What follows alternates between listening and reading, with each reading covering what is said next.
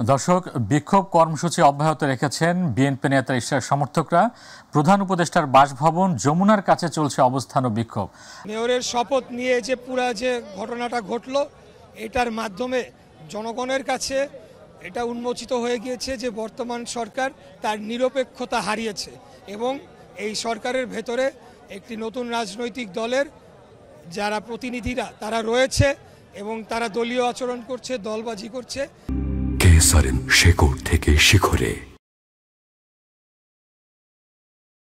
এই অবস্থায় কিভাবে একটা সাধারণ নির্বাচন আমরা এক্সপেক্ট করতে পারি? কারণ আজকে আমাকে নিয়ে যত ঘটনা, শুধুমাত্র আমি বিএনপির ধানের শীষের ক্যান্ডিডেট, আর অন্য কোনো কারণ তো এখানে নাই।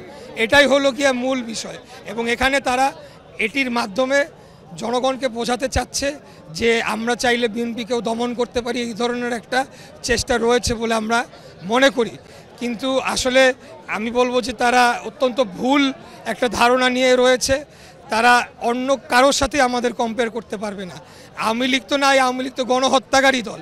আমরা 17 বছর police, BGB, DB, RAB, NSI, DGFI, SB, গুম, খুন, জেল, হত্যা সব কিছুকে আমরা মোকাবেলা করে কিন্তু আমরা স্টিল আমাদের পরিচয় বহন করে রাজপথে দাঁড়িয়েই রাজনৈতিক আন্দোলন করেছি এবং খুনি হাসিনার পালিয়ে যাওয়ার যে রক্তাক্ত পাটাতন আমরা তৈরি করে দিয়েছি, বহু ভাইরা শহীদ হয়েছে। অতএব আমরা আরেকটা ফ্যাসিবাদের জন্ম দেওয়ার জন্যে এই আন্দোলন করি নাই, সেটা হবে না। আমরা চাই বাংলাদেশে জনগণের ভোটের অধিকার জনগণ ফিরে পাক, গণতন্ত্র প্রতিষ্ঠিত হোক।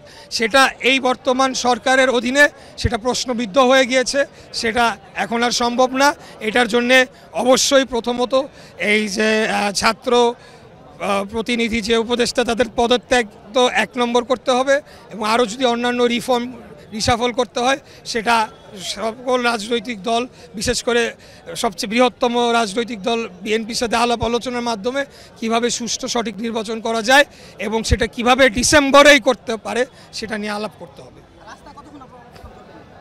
আমি তো বলছি যে আমাদের দাবি, এতক্ষণ ধরে কি বললাম, এই দাবি যতক্ষণ না মানবে আমরা আমাদের আন্দোলন চালিয়ে যাব।